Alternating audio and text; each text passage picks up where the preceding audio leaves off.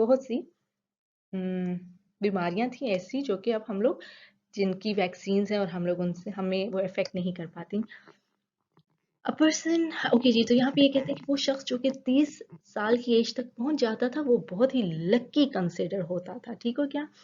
और ये बिल्कुल इस बात को मानना बहुत मुश्किल हो जाता है कि ये सब बातें जो थी ये कुछ ही अरसा पहले तक एग्जिस्ट कर रही थी, ये अब आके चेंज होना शुरू हुई हैं।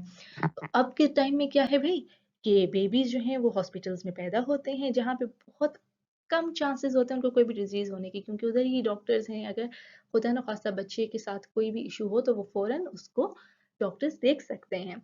और जो यंग पीपल हैं उनको वैक्सीन लगती हैं to protect them against small pox, डिphtheria और इस तरह की टाइफाइड फीवर जैसी बीमारियां। और इसकी वजह से अब इसका क्या रिजल्ट आया, इस कंट्रोल ने डिजीजेस के ऊपर जो कंट्रोल किया गया इसने क्या इफेक्ट छोड़ा है हमारी लाइफ की ड्यूरेशन पे, हमारी जिंदगी पर। वो ये कि अब एक इंसान 70 साल तक जिंदा रह सकता है, उसका लाइफ स्पैन बढ़ गया है, बीमारियां अब उसको इतना इफेक्ट नहीं करती, ठीक हो गया?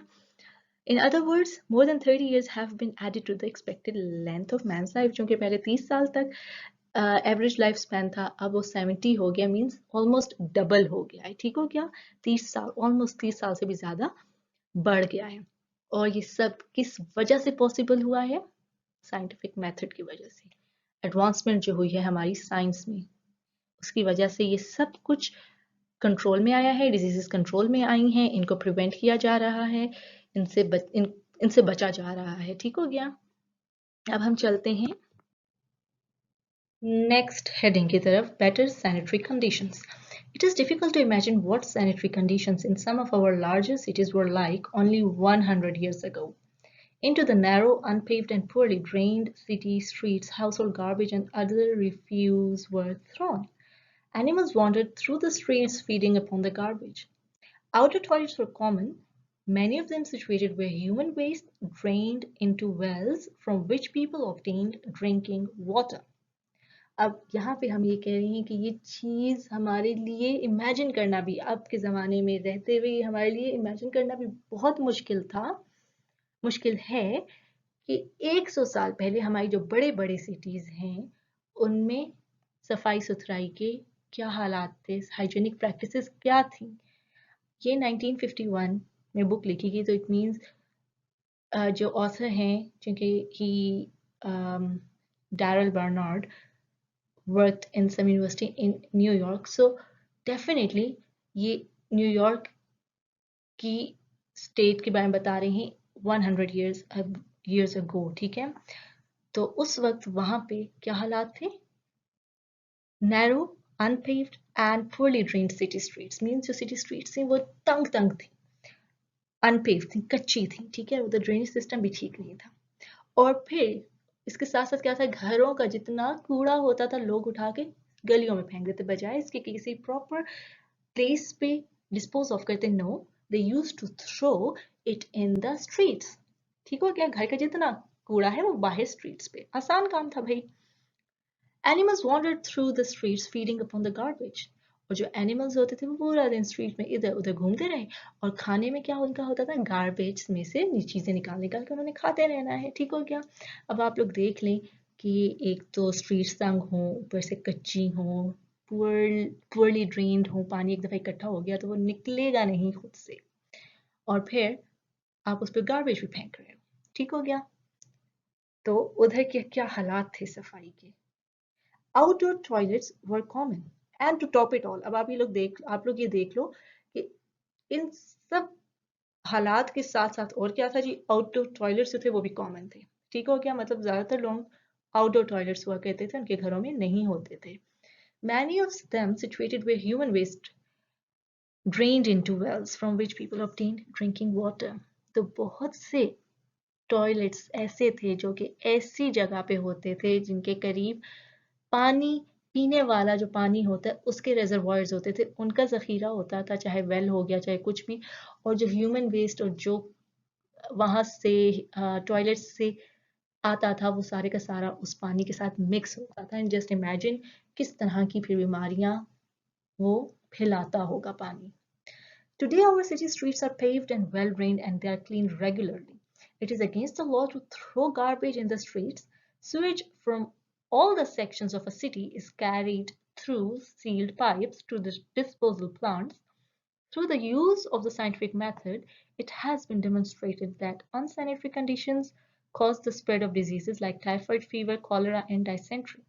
Today, most city governments have departments of sanitation which keep the cities clean and thereby prevent the spread of certain diseases.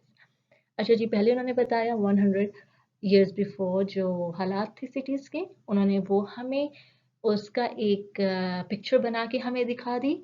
अब वो दूसरी पिक्चर है मॉडर्न सिटीज की जो उस वक्त 1951 की सिटीज के हालात थे। ठीक है, cities are paved, well drained, drainage system भी बेहतर हो गया, पेव्ड भी होगी, पक्की हो चुकी हैं, and they are cleaned regularly, और उनकी सफाई का भी इंतजाम हुआ है जो कि हर रोज होती है। It is against the law to throw garbage in the street, और अगर अब आप गार्बेज बाहर फेंकोगे तो ये भी लॉ के अगेंस्ट है। ठीक हो गया। Sewage from all the sections of a city is carried through sealed pipes to disposal plants. और जितना sewage है, sewage होता है कि जितना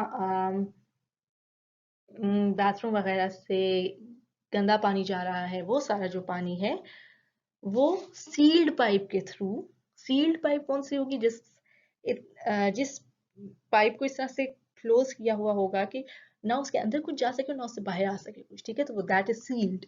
तो वो सील्ड पाइप के थ्रू डिस्पोजल प्लांट्स में जा रही हैं। जहां डिस्पोजल प्लांट्स होते हैं, कोई एक ऐसा प्लांट, एक बड़ा सा एरिया होगा जहाँ पे वो सब जाके डिस्पोज ऑफ होता होगा सारा स्विच। ठीक है, और वहां पे उनके अपने प्रोसीजर्स होते हैं उसको जिस तरह से भी get rid of it. Through the use of scientific method has been demonstrated. अच्छा, ये कहते हैं कि जी साइंटिफिक मेथड की वजह से ये डेमोन्स्ट्रेट हुआ है कि ये शो हुआ है, हमने देखा है, हमने इस चीज को एक्सपीरियंस किया है कि जब अनसैनिटरी कंडीशंस होती हैं, मींस अनक्लीन प्रैक्टिसेस होती हैं, तो उसकी वजह से डिजीजेस स्प्रेड होती हैं। किस तरह की diseases? Dysentery, cholera and typhoid fever. ठीक है, पेट की बीमारियां होती हैं और डिफरेंट कॉलरा, टाइफाइड हो गया, इस तरह की। ठीक है, इसके साथ साथ कहते हैं कि अब बहुत सी सिटी गवर्नमेंट्स जो हैं उन्होंने क्या काम स्टार्ट किया है, उनके डिपार्टमेंट से सैनिटेशन के, जो कि इस चीज को इंश्योर करती हैं कि उनकी सिटीज जो हैं वो क्लीन रहें और जो डिजीजेस हैं वो फैलने से उनको रोका जा सके। Prevent means to stop something. ठीक है, तो वो डिजीजेस के स्प्रेड को, डिजीजेस के फैलने को प्रिवेंट करते हैं वो। ओके जनाब, अब हम A century ago, it was common practice in many cities to bring water by the bucketful for household use. Water had to be carried a considerable distance from the well to the home. It was therefore used very sparingly for bathing and cleaning purposes.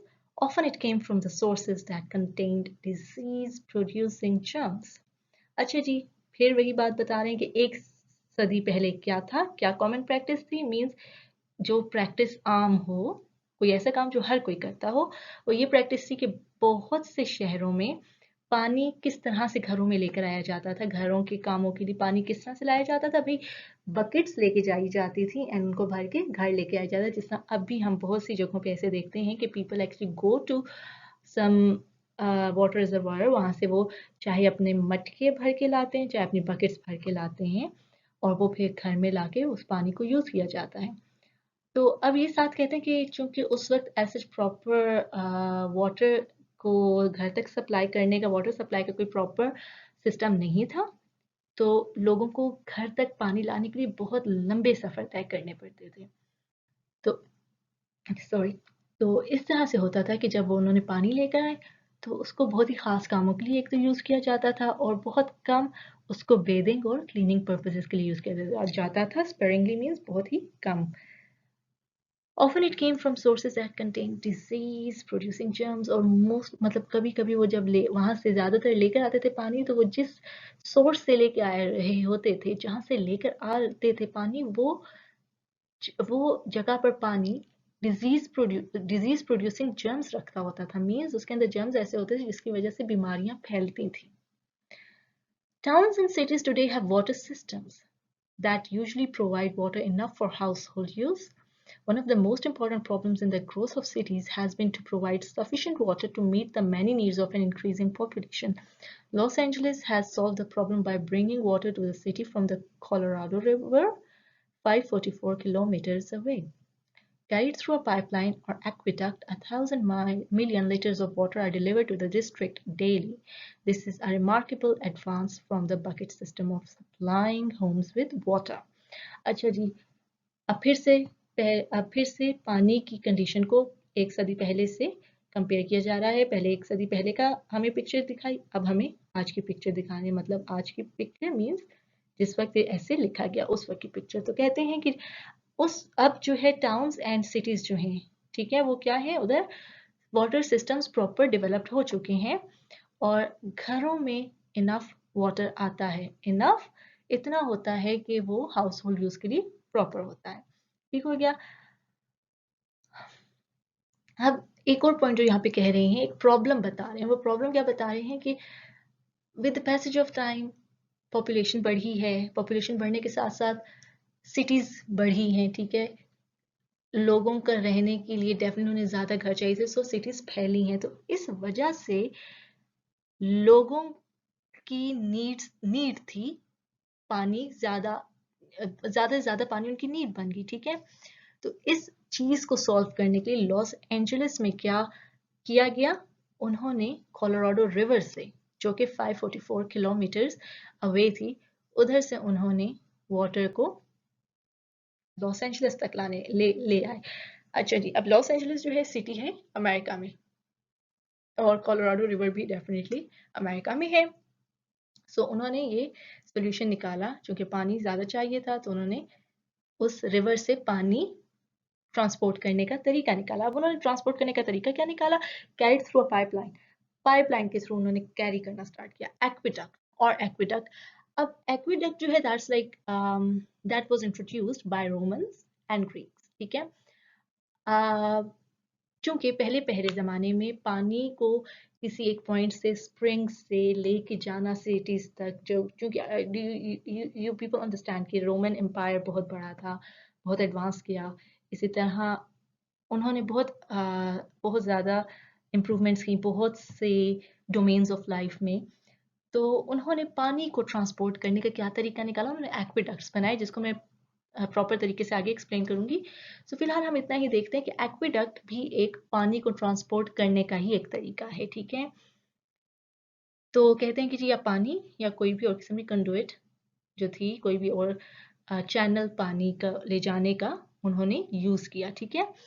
1,000 million liters of water are delivered to the district daily। अब क्या होता है कि हर रोज 1,000 million liters district में पानी deliver किया जाता है थ्रू दैट रिवर। और क्या फ्रॉम दैट रिवर, और क्या चैनल यूज हो रहा है, पाइपलाइन या एक्विडक्ट, ठीक है।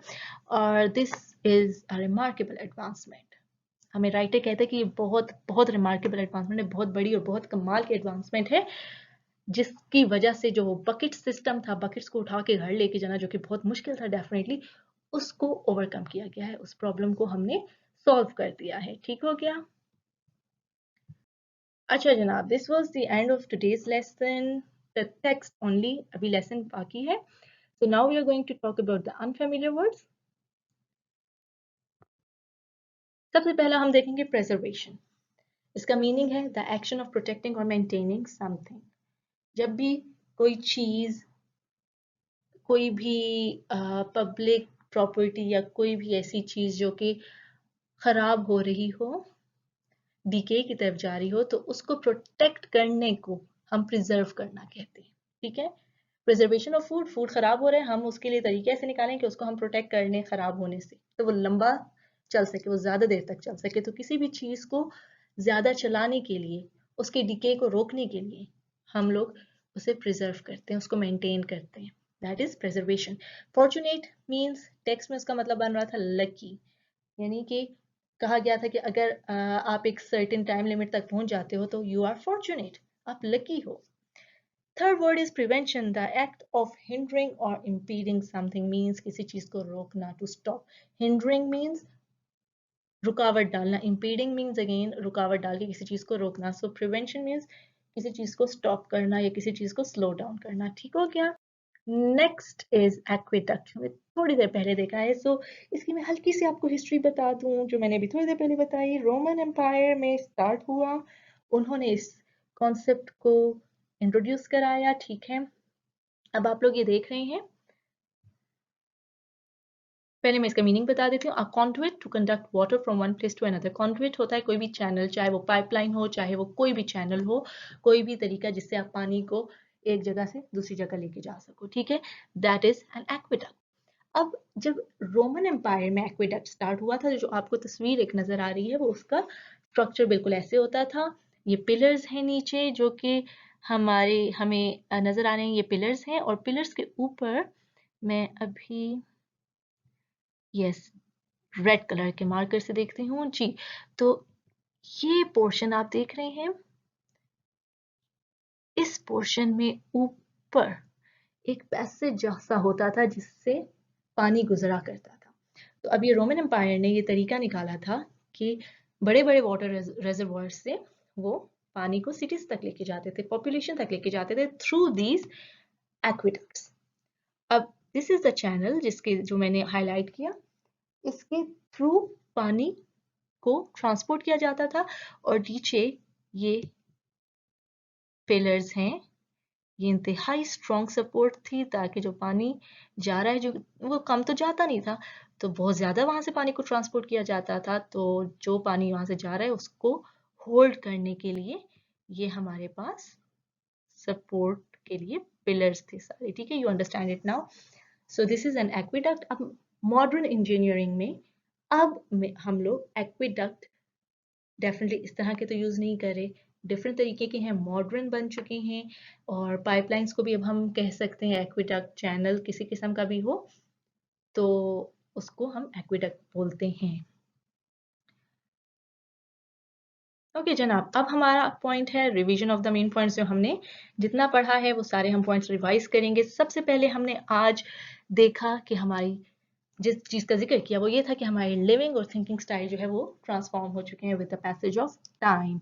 And why did it happen? Because of the scientific method. Second point हमने देखा डिजीजेस कंट्रोल में आ गई हैं, और इसका रिजल्ट क्या हुआ है? इसका रिजल्ट ये है कि एवरेज लाइफ स्पैन जो है वो इंक्रीज हो गया है। अब एक इंसान 70 साल तक डेफिनेटली एक कंजेक्चर है, ठीक है, एक गेस है कि रह सकता है, जिंदा रह सकता है 70 ईयर्स तक। थर्ड पॉइंट हमने ये पढ़ा कि हाइजीन की जो प्रैक्टिसेस हैं वो इम्प्रूव हुई हैं। सबसे पहले वो एक सदी पहले तक वो मोस्ट इग्नोर्ड पार्ट था, लेकिन अब जो है इन प्रेजेंट डे वो बहुत बेहतर हो गई हैं, ठीक है। और बहुत से डिपार्टमेंट्स ऐसे हैं, सिटी डिपार्टमेंट्स ऐसे हैं जो कि फोकस कर रहे हैं किस चीज़ के ऊपर, क्लीनलीनेस प्रैक्टिसेस को इम्प्रूव करने पर फोकस कर रहे हैं, और उसकी वजह से उनके इस एक्शन की वजह से डिजीजेस जो हैं वो कंट्रोल में आ रही हैं, और हम लोग बहुत सी डिजीजेस पर ओवरकम कर चुके हैं। एंड लास्ट पॉइंट वो ये था कि मॉडर्न इंफ्रास्ट्रक्चर की वजह से और न्यू आइडियाज़ की वजह से हमारी लाइफ बहुत कंफर्टेबल हो गई है, जैसे कि पानी लेकर आना दूर दूर से नहीं अब हमें पड़ता। बहुत सी सिटीज़ में भी, हमारे इवन पाकिस्तान में आप देखो, बाहर के मुल्कों में आप देखो, नहीं पानी लेके जाना पड़ता भर के दूर दूर के एरिया से, because water is supplied to our homes, ठीक हो गया। और इसकी वजह से हमारे बहुत से डेली टास्क जो हैं वो आसान हो चुके हैं, और डेफिनेटली जब पानी साफ आ रहा है घरों में, we can actually use it for cleaning purposes as well, so diseases भी इसकी वजह से भी कंट्रोल हो रही हैं। So these are the points जो कि हमने आज पढ़े हैं इस लेसन में। कुछ पैराग्राफ्स, कुछ हेडिंग्स ऐसी हैं जो कि हमारी रह गई हैं, and we'll cover them in our next lesson. So आज के लेसन में हमारे यही पॉइंट्स थे। Thank you very much. So इंशाल्लाह हम कल फिर मिलेंगे। आज के लेसन में आपको कोई भी क्वेश्चन है, आप लोग मुझे मैसेज कर सकते हो, मुझसे पूछ सकते हो हमारे टीचिंग प्लेटफॉर्म पे। एंड आप लोगों का होमवर्क जो है वो मैं टीचिंग प्लेटफॉर्म पर ही आप लोगों को बता दूंगी। Thank you very much, goodbye and अल्लाह हाफिज।